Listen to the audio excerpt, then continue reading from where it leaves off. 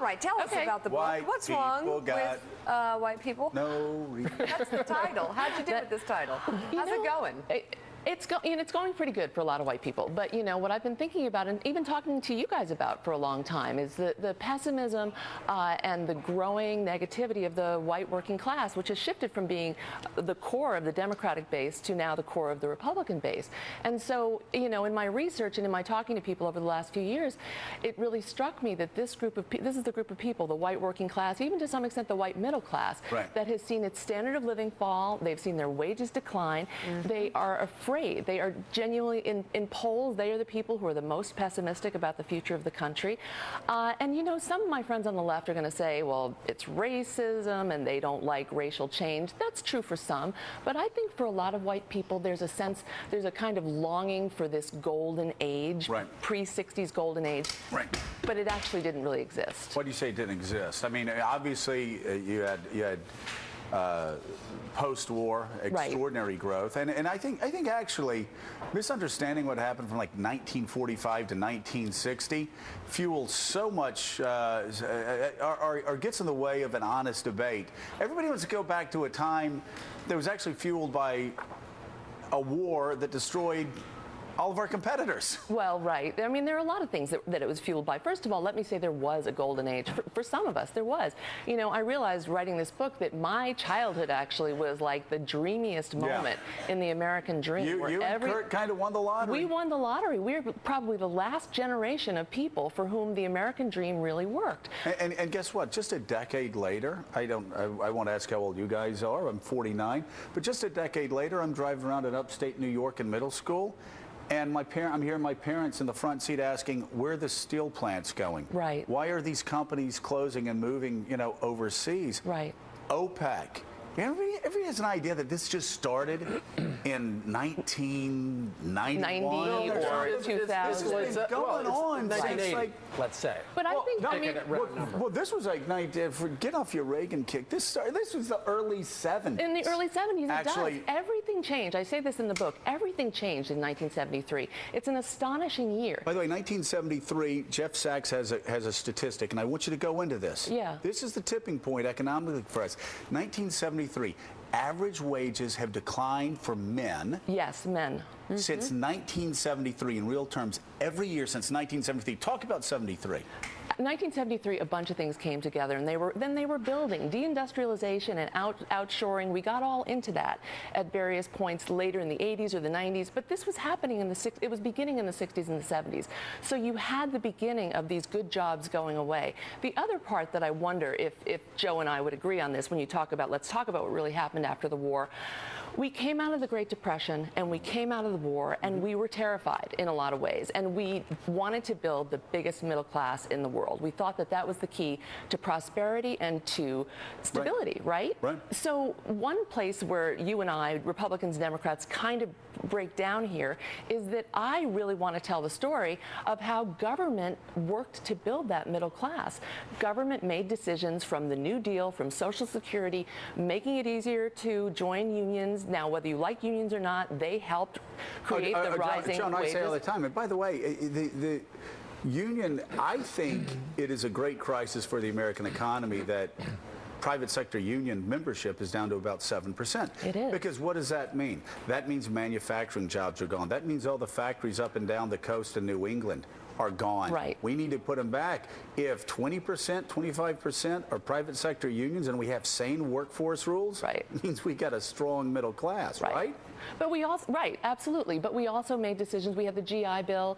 We built public universities. We subsidized mortgages. We guaranteed mortgages. Now, here's where it stops. What about Dwight Eisenhower? He built the interstate highways system. that got us to the subways. 1957, post-Sputnik, he decides to invest in science. What does that do? That gives us a generation of engineers, scientists, mathematicians that take us to the moon 12 years later. No, smart investment. Republicans did that. Democrats did that together. Nothing bad. Here's the bad part, that a lot of people were left out of that golden age. A lot of these programs that I've just described to you either did not prohibit discrimination, going back to Social Security and the New Deal. They either did not prohibit discrimination against black people and other non-whites, or they actively abetted it, so that they were leaving people who weren't white out of the golden age. So Bob Herbert from let's say 1945 to 1965, a golden age for whites, and not so until LBJ. Well, I grew up in the era that Joan was talking about. I'm a kid of the 50s and 60s. That's when I came of age. And the thing that I think in a lot of ways it was a golden age, because even though so many people were left out, the sense in the country was that we were moving in the right direction. So you had the civil rights movement. You still had the labor movement. You had the anti-war movement. People thought things would get better for them, and I think that's one of the fundamental differences with now. The pessimism that she's talking about now is a real debilitating drag. Yeah. But there's also, I find, a divide in that a lot of I tell this story through the story of my family, which really rose from poverty to the working class, to the middle class, to the upper middle class in my dad's generation. And so white people got a certain kind of help that black people didn't necessarily get. And so I find that black people and other non-white people actually see that superstructure of government support, the scaffolding that lifted us to the middle class. They know they didn't get all that help. They want to have a conversation about it, but you've got white people saying, wait, I didn't get any help. You know, that was just the Garden of Eden, and I worked hard on my own, which they did. My grandparents worked like dogs. But there's this divide where I'm saying, John, please, I didn't get any help. Don't say you didn't build your own businesses, because that's a whole. But it was the difference. It is the difference between these universal entitlements, like Social Security, like the GI Bill, that everybody thinks, oh, that's just what everybody gets. That I didn't get any special help, versus welfare. Right. You know, and that has been the driven so much of that. Exactly the political. But not only that, you know, you had the whole government situation and the government supports, but the critical thing in that era was that people worked. Even poor people had jobs. Work was really easy to come by, and education was affordable. So that if you had a family that didn't have a lot of money, but they were working every day, they could send their kids to college, and those kids would have a better life than their parents had. And that is the difference there, that the jobs were there. If you wanted them, you talk to Colin Powell, and he talks about how, you know, he walked to, I guess, was he in the Bronx? He decided that he wanted to work in a store in the Bronx as a, you know, carrying crates, and he kept working there, and that led to something else. The jobs were there. The jobs aren't there now. That's the economic conversation you were talking earlier about. That we're not having the big economic conversation. The big economic conversation we're not having is that change from industrial America to post-industrial America. That change where jobs really weren't sent overseas because it wasn't a free global labor market to where it is. We're not having that conversation, and there's no easy left-right solution to that. We just there's not, and you know, two things too. When we, you know, a lot of people, and this is, I don't want to get into a long debate here, but you know, you hear about the 1% and the 99%. Everybody talks about George W. Bush's tax cuts. If it were only that simple, we'd abolish them tomorrow, but it's not that simple. You've got IT that's creating the huge divide between the haves and the have-nots, and you have productivity.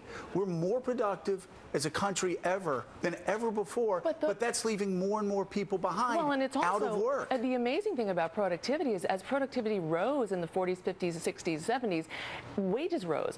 Productivity is rising, and wages are either flat or going down. So something has happened in the relationship between management and workers. We can talk for days about what that is. Why are workers not sharing? Because when robots take their jobs, the investors get the profits. When machines, but it's not only that. Well, it's not only that, but I saw this. I've got to get the exact statistic, because as a politician, I keep adding millions of jobs every year. But I read something like 1993. If we were just as productive as we were in 1993, something like 20 million more people would be working today. That's how much sort of the IT revolution has.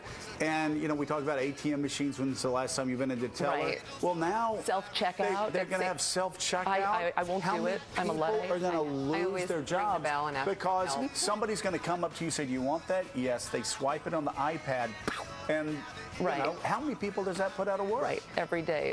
And then we're all doing more, you know. I want to do less. I want to do less, too. You know what I want to do? I want to go hang out in Giants games and guess which members on the field are on steroids. I will hurt you. I'm not talking about that. The new book is What's the Matter with White People? We need a prediction. The Giants and the Dodgers look like they're into a classic pennant race. What's September going to look like? It's going to be a classic pennant race. It's going to be a lot less fun without Melky Cabrera. I am in mourning. Okay. Wow. Very good. Bob Herber, Well, thank you you know as what? At well. least you can look back to the glory years with Barry Bonds. Right? The golden Thank age. you. Yeah. We'll be right back. All right.